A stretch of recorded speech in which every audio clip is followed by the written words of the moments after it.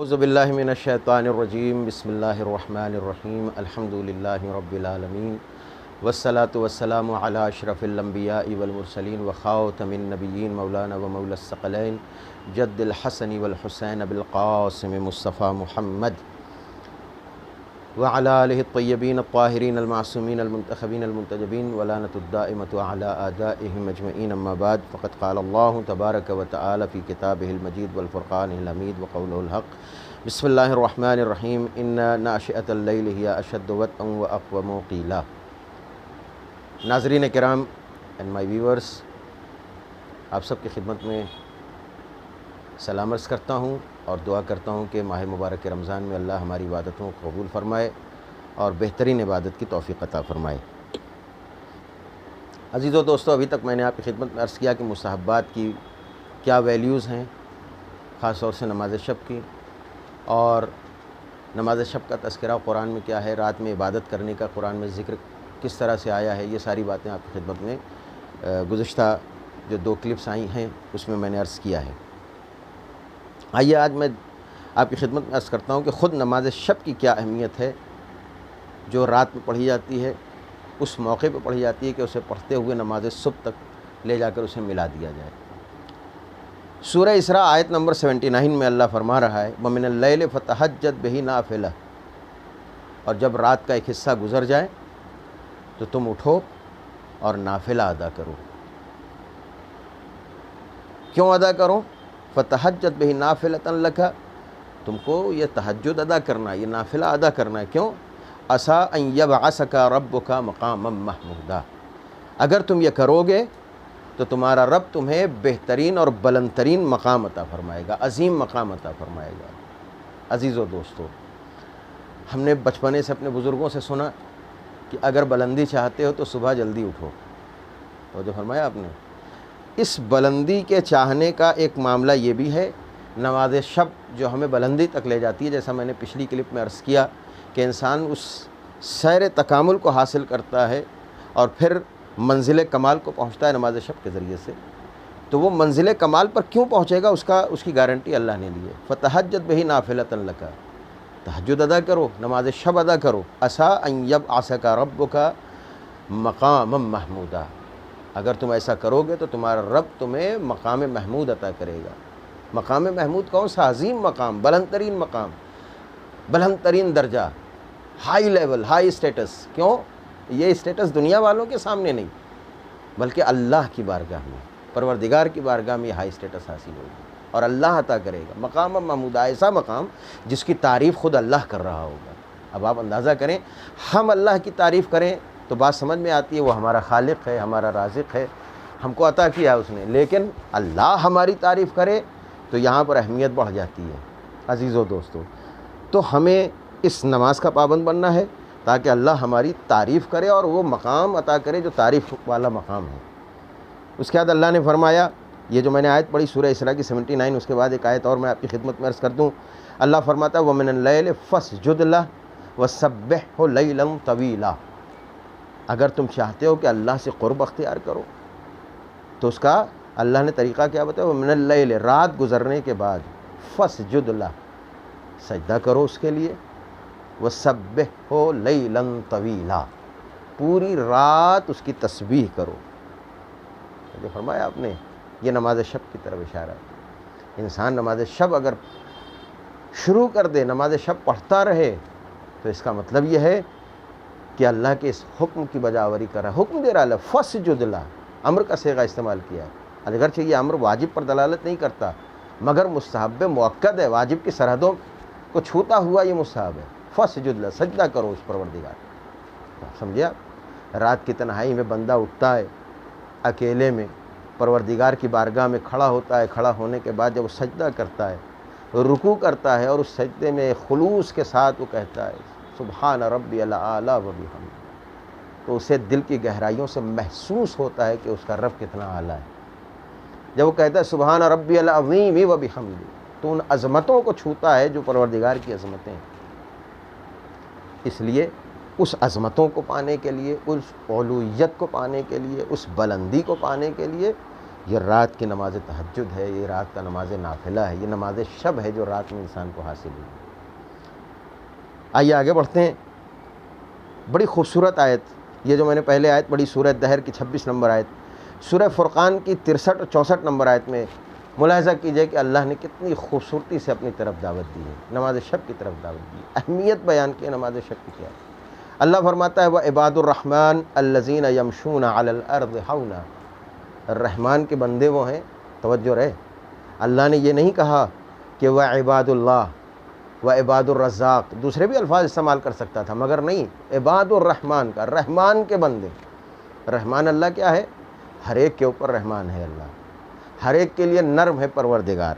وہ رحمان، وہ نرم پروردگار اپنے بندے کو مخاطب کر رہا ہے، یعنی بندے کے اندر بھی وہ صفات رحمانیت آ جاتی ہے۔ کب؟ الذین یمشون علی الارض ہونا، جب وہ زمین پر چلتے ہیں تو نرم پاؤں سے چلتے ہیں۔ کیا مطلب ہے اس کا؟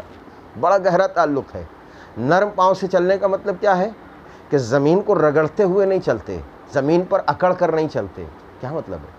مطلب غرور سے دور رہتے ہیں، تکبر سے دور رہتے ہیں۔ توجہ فرمایا آپ نے؟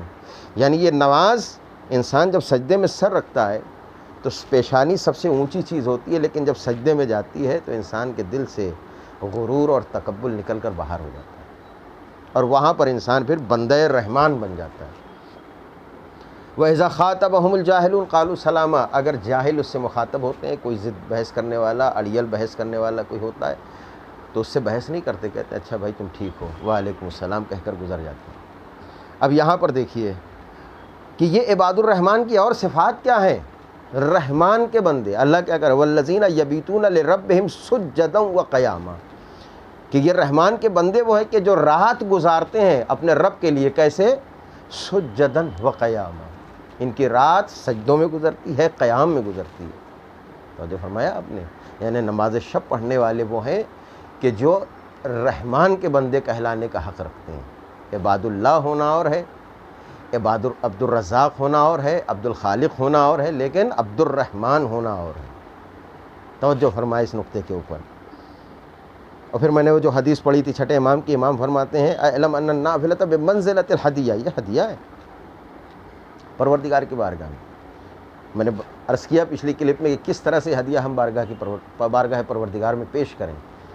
آئیے اس اہمیت نماز شب کو بیان کرتے ہوئے چھٹے امام کافی جلد نمبر 3 صفحہ نمبر 448 پر یہ حدیث موجود ہے، جس میں امام فرماتے ہیں شرف المؤمن صلاۃہ باللیل، مومن کا شرف، مومن کا امتیاز، مومن کی برتری، مومن کی فضیلت یہ ہے صلاۃہ باللیل، کہ وہ رات کی نماز قضا نہیں کرتا۔ تو جو فرمایا آپ نے، رات کی نماز وہ ادا کرتا ہے۔ کیوں؟ جب وہ رات کی نماز ادا کرے گا تو اسے شرف حاصل ہوگا، بلندی حاصل ہوگی، مرتبہ حاصل ہوگا، فضیلت حاصل ہوگی۔ اللہ اکبر۔ مومن واقعی بنتا ہے نماز شب پڑھنے سے۔ آئیے اس کے بعد من لا یحضر الفقیہ جلد 1 صفحہ نمبر 484 پر یہ حدیث ہے، جس میں پیغمبر سے حدیث ہے۔ اہمیت نماز شب دیکھیے کیا ہے۔ پیغمبر نے امیر المومنین کو 3 مرتبہ مخاطب کرتے ہوئے کہا یا علی علیک بصلاۃ اللیل، یا علی علیک بصلاۃ اللیل، یا علی علیک بصلاۃ اللیل، اے علی نماز شب آپ کے اوپر واجب قرار دی گئی ہے، اے علی آپ کے اوپر نماز شب کا پڑھنا فرض ہے، اے علی آپ کے اوپر نماز شب کا پڑھنا فرض ہے۔ تو جو فرمایا آپ نے، یعنی 3 مرتبہ۔ آئیے میں جلدی سے ایک بات اور عرض کر دوں آپ کی خدمت میں۔ پیغمبر فرماتے ہیں اہمیت دیکھیے نماز شب کی کیا ہے، اس کے آگے بڑھتے ہوئے اور باتیں عرض کروں گا۔ پیغمبر فرماتے ہیں الرکعتان فی جوف اللیل احب الی من الدنیا وما فیہا، علل الشرائع جلد نمبر 2 صفحہ نمبر 363 پر یہ حدیث موجود ہے۔ پیغمبر فرماتے ہیں الرکعتان فی جوف اللیل، اگر رات کی تنہائی میں بیچوں بیچ رات میں اگر کوئی شخص کھڑا ہوتا ہے مصلی پر 2 رکعت نماز پڑھتا ہے تو پیغمبر فرماتے ہیں احب الیہ، مجھے یہ نماز اتنی محبوب ہے کہ اس کے مقابلے میں مجھے کچھ بھی محبوب نہیں ہے۔ میں نے دنیا وما فیہا، اس دنیا میں جو بھی ہے، یہ دنیا اور اس میں جو کچھ بھی ہے وہ مجھے محبوب نہیں ہے، مگر وہ 2 رکعت نماز محبوب ہے، عزیز ہے، جو رات کی تنہائی میں جوف اللیل میں ادا کی جائے۔ جوف اللیل یعنی رات کے بیچوں بیچ کے وقت میں۔ اللہ اکبر۔ اب سمجھے آپ، جب 2 رکعت نماز کا یہ عالم ہے تو اگر کوئی بندہ خدا تعصیہ رسول میں کھڑا ہو، اہل بیت کی تعلیم کو مانتے ہوئے کھڑا ہو اور کھڑے ہونے کے بعد رات کی اس تاریکی میں کھڑا ہو اور 11 رکعت نماز شب ادا کرے، تو اندازہ کریں کہ پیغمبر کی نگاہ میں اس کی منزلت کیا ہوگی، اہل بیت کی نگاہ میں اس کی منزلت کیا ہوگی، اللہ کی نگاہ میں اس کی منزلت کیا ہوگی۔ آئیے میں آگے بڑھتا ہوں جلدی سے، ایک حدیث آپ کی خدمت میں پیش کر دوں، ایک دو جلدی تاکہ آپ کو سمجھ میں آئے کہ نماز شب کس اہمیت کی حامل ہے۔ آپ کو یاد ہوگا کربلا کے میدان میں ادھر حسین کا آخری وقت ہے، مگر اس وقت بھی اپنی بہن سے یعنی جناب زینب کبریٰ سلام اللہ علیہا سے امام حسین آواز دے کر کہتے ہیں یا اختہ لا تنسانی فی صلاۃ اللیل، اے میری بہن مجھے نماز شب میں بھولنا نہیں، مجھے فرمایا آپ نے، یعنی اس موقع کے پر بھی سرکار سید الشہداء اس نماز شب کو یاد کر رہے ہیں۔ میں آپ کی خدمت میں عرض کروں، ایک شخص کافی جلد نمبر 3 صفحہ نمبر 450 پر ایک روایت موجود ہے جس میں ہے کہ جاء رجل الی امیر المومنین، ایک شخص امیر المومنین کے پاس آیا فقال یا امیر المومنین انی قد حرمت الصلاۃ باللیل، کہ امیر المومنین میں نماز شب چاہ کر بھی نہیں پڑھ پا رہا ہوں، کیا کروں؟ اب دیکھیے میری بحث یہاں پر آ گئی ہے کہ نماز شب جو لوگ نہیں پڑھ پاتے ہیں، بہت سے لوگوں کی شکایت ہوتی ہے کہ نماز شب ہم نہیں پڑھ پاتے، کیوں نہیں پڑھ پاتے؟ دیکھیے گا اور بعد میں بھی بات آئے گی۔ انی قد حرمت الصلاۃ باللیل، اے امیر المومنین یا علی میں نماز نہیں پڑھ پا رہا ہوں، نماز شب نہیں پڑھ پا رہا ہوں، وجہ کیا ہے؟ امیر المومنین فرماتے فقال امیر المومنین انت رجل قد قیدتک ذنوبک، تم نے اپنے آپ کو گناہوں میں اتنا ڈبا دیا ہے، چاروں طرف سے اپنے آپ کو گناہوں میں قید کر لیا ہے کہ تم چاہ کر بھی نماز نہیں پڑھ پا رہے ہو۔ کون سی نماز؟ نماز شب نہیں پڑھ پا رہے۔ اگر نماز شب ادا نہیں ہو رہی ہے اس کا مطلب یہ ہے کہ ہمیں پہلی فرصت میں اپنے گناہوں کی معافی مانگنا چاہیے، ہمیں اپنے گناہوں سے آزاد ہونا چاہیے، تب ہمیں یہ توفیق ہوگی کہ ہم نماز شب کی طرف آئیں۔ یاد ہوگا شب کمیل، شب جمعہ میں دعائے کمیل ہم پڑھتے ہیں جس میں ہم یہ جملہ ادا کرتے ہیں اللہم اغفر لی الذنوب التی تحبس الدعاء، پروردگار ہمارے ان گناہوں کو بخش دے جن کی وجہ سے ہماری دعائیں قبول نہیں ہوتی ہیں۔ سمجھ میں آیا آپ کے؟ مطلب یہ ہے اللہ یہ بتانا چاہ رہا ہے کہ جس طریقے سے دعائیں گناہوں کی وجہ سے قبول نہیں ہوتی، ویسے ہی انسان اگر گناہوں کے دلدل میں دھستا جا رہا ہے تو وہ کبھی نماز شب کی طرف نہیں آ سکتا۔ میں جلدی سے اور عرض کر دوں آپ کی خدمت میں کہ باتیں بہت ہو گئیں، انشاءاللہ پھر اگلی کلپ میں اور باتیں آپ کی خدمت میں عرض کروں گا۔ دعا کریں، توفیق مانگیں اللہ سے کہ اللہ ہمیں توفیق دے کہ ہم نماز شب ادا کر سکیں اور اپنے گناہوں سے دور رہ سکیں، تاکہ ہماری دعائیں بھی قبول ہوں، ہماری نماز شب بھی قبول ہو، ہمیں توفیق نماز شب حاصل ہو۔